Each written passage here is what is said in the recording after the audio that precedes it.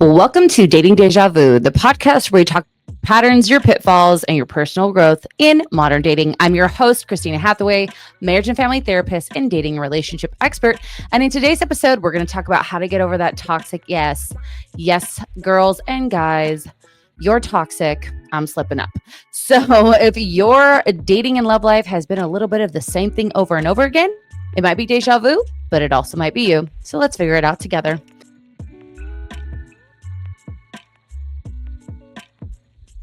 What is up, guys? Welcome back to another episode of Dating Deja Vu. I hope that you have found our last, I believe, 8 episodes helpful. We've definitely had more followers. Thank you for everyone who has shared the podcast. And I hope you also enjoyed our first Deja Vu. In the next one, I think I'm going to be talking Love is Blind because I did watch. I'm updated on all the episodes, as well as Shep and Sienna from Southern Charm, as there was some really cringy moments in there. So today we are talking about something that a lot of people are really familiar with, which is getting over a toxic ex. Yes, this is something that a lot of people struggle with. I had struggled with it myself, whether it's someone who has manipulated you, is emotionally unavailable or abusive, or just downright bad for you. Why is it so damn hard to let go of it, right? When we're in these relationships, we realize like that person isn't good for us. But there's something that continually keeps pulling us back, right? We keep coming back, whether it's nostalgia, comfort, guilt. They kind of have a hold on our emotions, and it can feel like, again, deja vu, right? Or insanity, really, because you're doing the same thing over and over again and expecting a different results. And you feel a lot of shame, you feel a lot of guilt. If you could just be more, maybe they would be better, not realizing that every human has their own agency and their own autonomy to make choices on how they treat you. And or if they are getting a lot of the same from their partners about their input, their feedback in the relationship, then that's up to them to decide to change. You know, I talked about a friend of mine whose boyfriend was not being so nice to her. And he said, you know, I'm not a good boyfriend for you. I'm going to therapy. I need to change. But then they ended up breaking it off. And he goes, well, I just don't want to feel bad because I don't want to change the things I need to change because I'm not a good boyfriend. And almost like put it on her like it was her fault. It was so stupid, but she has moved on. But we're going to talk about that. We're going to unpack why it's so hard to move on from the toxic ex, what keeps you emotionally stuck, even when you know you should leave, and how to break free mentally, emotionally, and physically. So let's talk about, okay, why is it so hard to get over a toxic ex? Okay, so we want to realize that there's a psychological hold on the toxic relationship. So we talked about this a few times, is we have this addiction to high highs and low lows.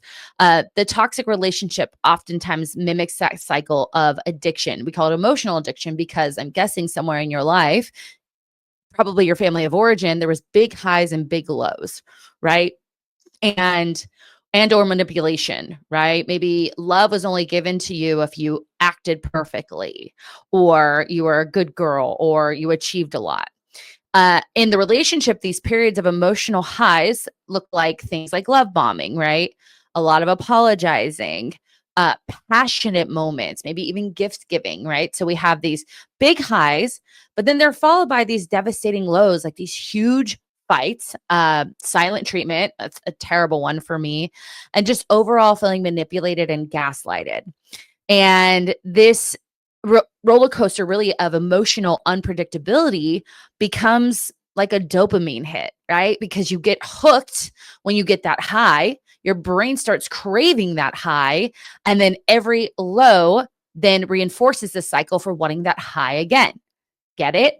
So we get the high, yay, we're feeling good, and then boom, low, and we're feeling so exhausted, emotionally overwhelmed that we search for that high again to get out of that position. And those people who are manipulators, who are narcissistic gaslighters, all of the words that they're using out there in the world, they know how to work the system. The reinforcement of this, though, is intermittent. Okay. So just when you're about to leave, right? So you're like, okay, this is it. I'm done. You get thrown a breadcrumb of affection, text saying, I miss you, apologies. That seems super genuine, promises to go do the work. That was one of my boyfriends. He was completely toxic. And I would say, you need to go do this work on yourself. Like, I am not here to be your therapist, even though I'm a therapist, right? And this inconsistency keeps you in a state of what we call emotional gambling, where you hold on for that next reward, emotional reward. It's the same principle that makes people addicted to slot machines, right? They're waiting for that jackpot or that ding, ding, ding, ding, ding. There's that part of them that has that dopamine. You are gambling with your emotions, hoping that you can hit the jackpot. And this time it will be different. Believe me, everyone listening, I have been here. I was in a 3-year relationship that I should have broken up with him. I'm not fucking joking with you guys. 3 months into it, 3 months. We got in these huge arguments for the first 3 months, which is insane to me. And I just kept trying and trying and trying and trying. The other thing that you guys might have heard of is a concept called trauma bonding. And this is when someone alternates between hurting you and making you feel very special. Again, it wires the brain to equate suffering with love. So I understand this. I mean, my mom at times couldn't control herself. She was very emotionally abusive. She sometimes was physically abusive, excuse me, and then would make me feel special. She'd buy me something, or she'd like show me off to people. And that felt like that's when she loved me, right? Or if I was being a kiddo and having emotions, she sometimes would withhold her love from me. And that felt really terrible. So anytime that she was proud of me or putting any sort of positive attention on me, I craved that. And so obviously that's what that looked like in my relationships. And this push-pull dynamic becomes this toxic attachment, right? And it can make you feel like you're losing a part of yourself. And for me, I just remember, I think I've told you guys this before, I used to drive down this long corridor. So I'd get off the freeway and then I had to make this kind of U-turn because I lived off of the access road. Like our community was off an access road of a freeway. And so I had to like go around and drive down this long corridor. Basically, my house was almost to the other exit on the other direction.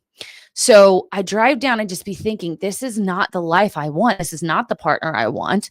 I want a person who is responsible, who's emotionally mature, who can support me, who can, have fun with and travel. And I would think that every single day I would drive home from him. And I felt like I was losing myself. And what I really realized is I was actually losing hope in that. I thought there was a other part of my brain that was like, this is just what it is. Like, this is what it has to be. Maybe he will change.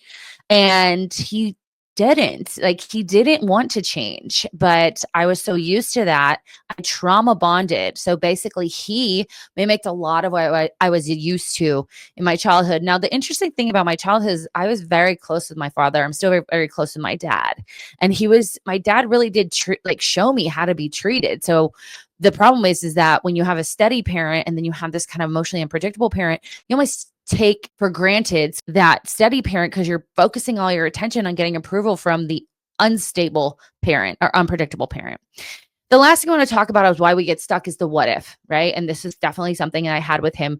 Your mind replays the good times, right? Filtering out the bad. But when it's really good, it's good. You guys, I don't know how many times I've heard women tell me that, but when it's really good, it's good. And when it's really bad, it's bad. If that's not a fucking red flag, I don't know what is. Relationships should be pretty consistent when it comes to the highs. I don't even say highs and lows. It should just be very consistent. Yes, you're going to have arguments and disagreements. Yes, you're going to have those outings and travel that are a little bit more special, but it's not this explosive shit, right?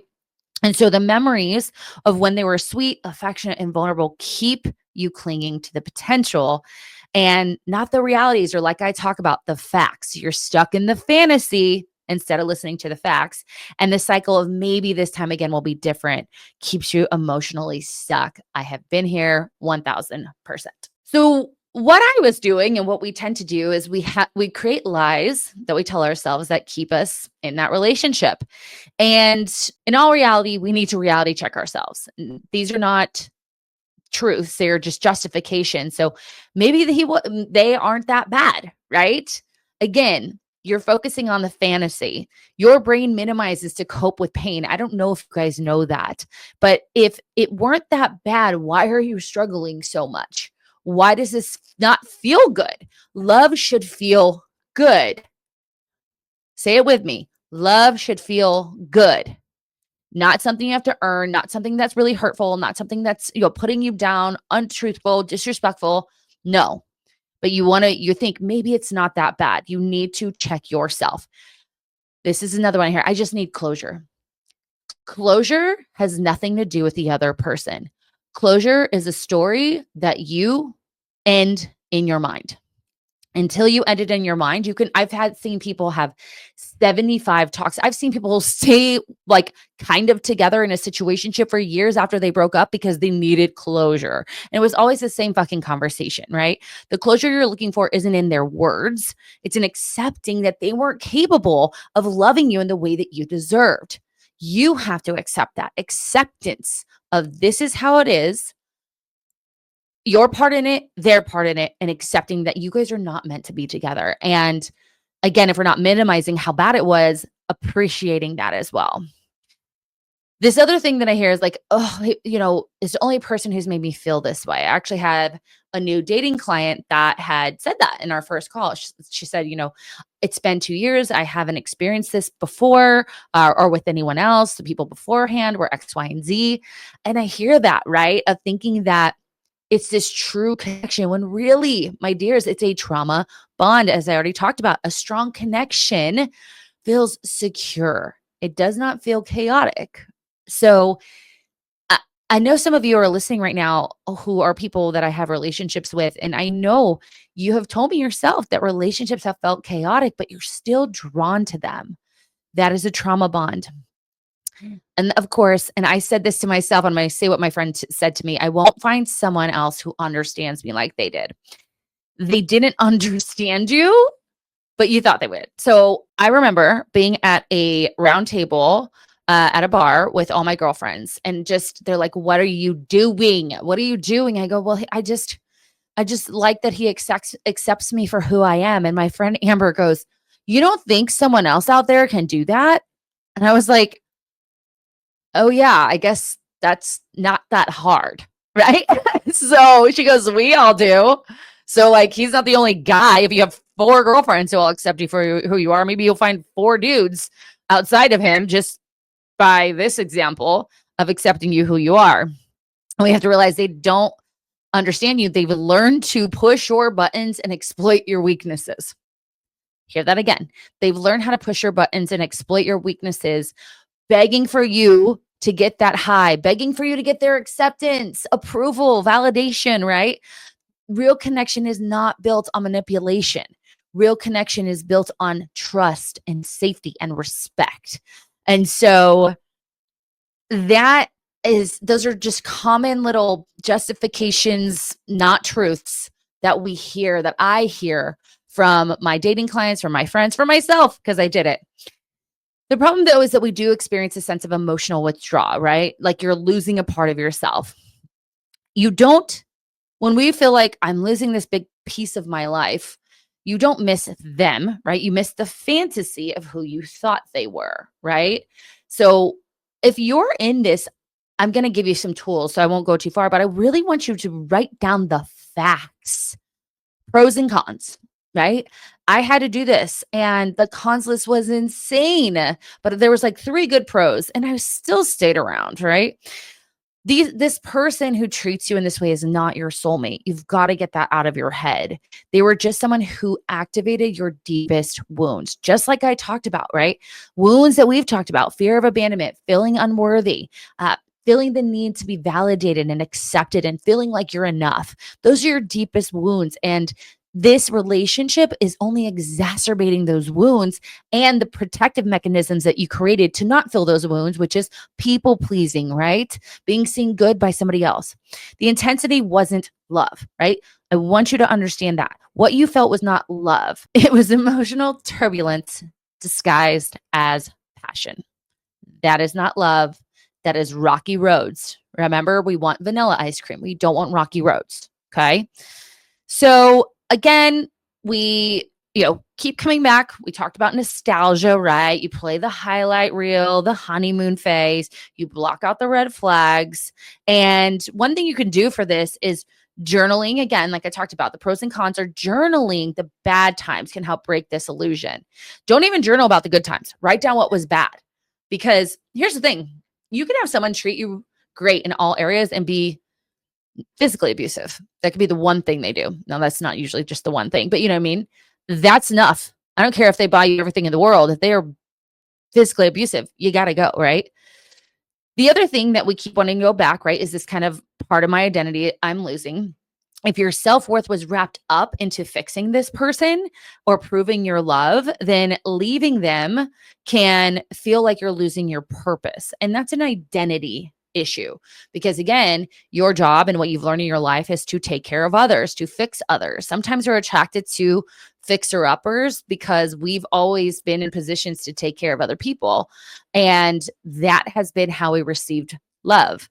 So if we don't have that, we feel like our identity is lost, when in all reality, you're learning so much about yourself, your values, what you respect in relationships, what feels good to you. Start writing those things down. Start writing down, like, what am I learning about myself? Not what he wants from me, not what other people want from me. What does it feel like when she is, manipulating me and stonewalling me?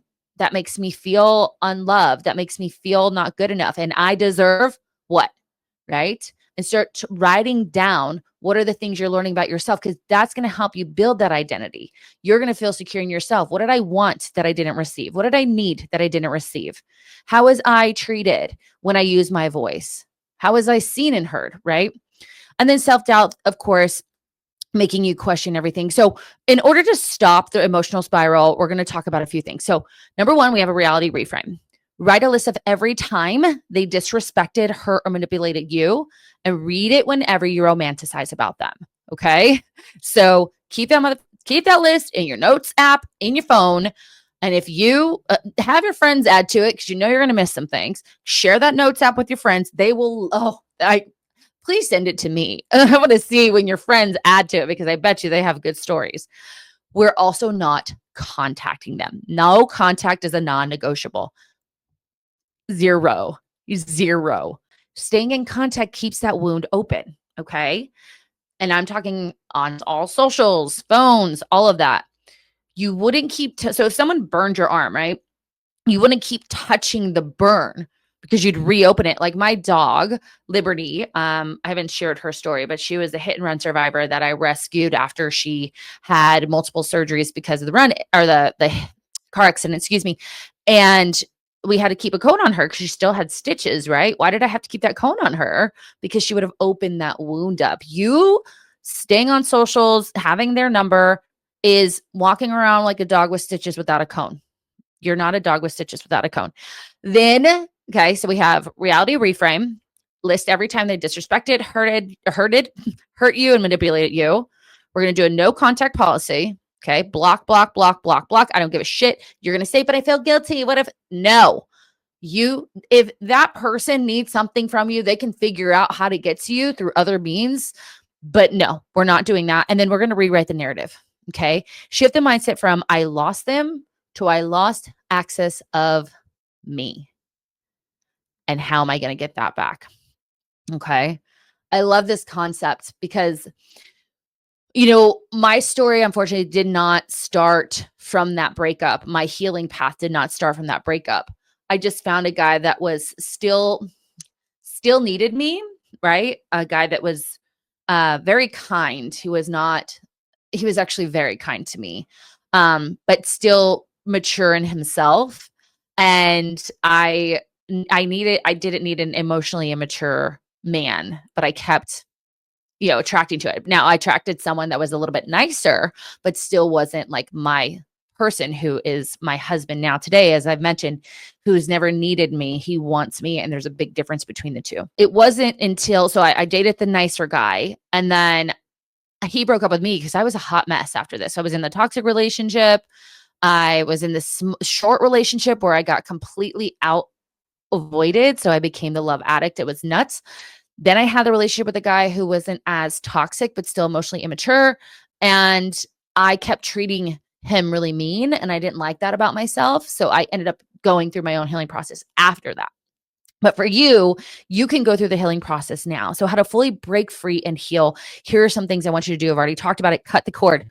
Block them on everything: phones, social, email. Delete your old texts, delete your old photos, remove them from your Instagram. Yes, people are going to know you broke up. Remove reminders, gifts, notes, playlists, anything that makes you nostalgic. Get rid of it. You are not going to need it. When you find the love of your life, you're never going to want any of that. I promise you. Other than my ex was a PGA golf pro and he let me have some golf clubs. And that was nice because there's a whole set of golf clubs, but then he ended up coming and getting them. Stupid. Pro tip: if you're struggling to delete things, put them in a folder labeled proof they weren't good for me. This reinforces why we need to stay out of your life. So that is the only thing I will let you do. If you're like, I don't know if I can do it, proof they weren't good to me. And then maybe send it to someone else and then they can save it for you. Next thing we're going to do is detox the mind. We're going to replace those obsessive thoughts with reality-based thinkings. Focus on the facts instead of the fears or fantasy. Okay. We want to reframe that fantasy. They weren't special. I was just attached to chaos. I was just attached to unpredictability. I was just attached to blah. Okay. Create a reframe. It was not this beautiful thing. I was just attached to this cycle, the toxic cycle. And I have removed myself from that cycle because I love who I am and I deserve better. When you feel the urge to reach out to, you can also fake text them in your notes or text a friend, right? This allows you to process breaking the no contact rule. So text it in your notes. And I want you to ask yourself, how am I going to feel about this tomorrow? How am I going to feel about this? What would my best friend say if I was sending this right now? What would my mom or dad say if I was sending this right now? And that's obviously people who are safe in your life. What would they say if I sent this text? And what am I trying to get out of this that I don't already know? Huge one. What am I trying to get out of this that I don't already know? Then we want to do the inner work. And this is where coaching can be really helpful. We want to ask, why was I addicted to this validation, right? Where does that come from? Understanding where things come from allow for you to realize that you're not just this fucked up person. You learn these patterns of relating to other people through your experiences in your lifetime, mainly in early childhood. So why was I addicted to the validation? Why am I afraid of being alone, right? Where does that come from? What story am I making up about myself if I'm alone? And why did I feel the need that I needed to fix them, right? For me, again, this was my truth. My mom, there was high highs, there was low lows. It was very unpredictable. And my job was to take care of her and keep her happy. And that translated into my relationships. And once I understood those deeper wounds, I was able to heal, because before I just thought I was this terrible person. And that's just who I was. It was not. It absolutely is not. And neither are you. You don't deserve what you've been given. And, I was talking to a friend. She's like, I just don't understand why this keeps happening to me, like with her family, with her relationships. And I said, I know that. And I'm sad for you. And that little girl inside of you, she's still sad too. And now it's your job to show up for her in the way that she's never been shown up for. And that means standing up for yourself and saying no to the disrespect that you've been given, rather than just people pleasing along and feeling terrible. Then we're going to shift the focus back on you. We're going to rediscover hobbies, passions, friendships you neglected because you did, because people were probably tired of hearing about your guys' shit because you've been doing it over and over and over and over again. I understand. I've been there. So don't think I'm judging you. I'm judging myself. Stop defining yourself by your past relationships as well. You need to realize that if it was toxic, it didn't work for you. It was a part of your trauma story. It's not a part of your healing story. And we're going to work on emotional self-sufficiency so you don't fall into the next toxic person. So understanding, again, your red flags, understanding how we got here, understanding not your red flags, their red flags, and kind of what are the signs that I'm getting back into that relationship, right? What are the emotional signs that I am, basically dating the same guy, dating deja vu, right? So good. Reminder, the real healing happens not when you find someone new. No, it's not. The best way to get over somebody is under somebody, but it comes from you becoming someone new from within. Okay. And so I have my coaching program, Ignite Ambition. We do this exact work and help you understand why you keep attracting the same person, as we call dating deja vu. So if you're struggling to move on, it's not because they were the one. They were someone who deeply triggered you, and it was someone that kept you emotionally yo-yoing, and we don't want that. So the best revenge for you is healing and upgrading your standards so that you can be the best version of yourself, which ultimately is going to attract the best partner for you. And don't forget, ask yourself this: do I actually miss them, or do I miss the version of me that believed in them? So thank you guys for listening. Please give us a follow on Dating Deja Vu podcast on YouTube and Instagram and TikTok. We love followers there. I post different things too. So it's not just the reels. On Instagram, I'm posting different carousels and things to kind of solidify what we're talking about here. If you're interested in coaching, you can find the Ignite Ambition Clarity Call link below. If you have any reality shows that you want me to talk about, any couples on reality TV, don't forget to put those in the comments below. And let's have a fun little game. DM me or comment what's been the hardest part of you moving on from your ex, because it might be deja vu, but it also might be you. Goodbye.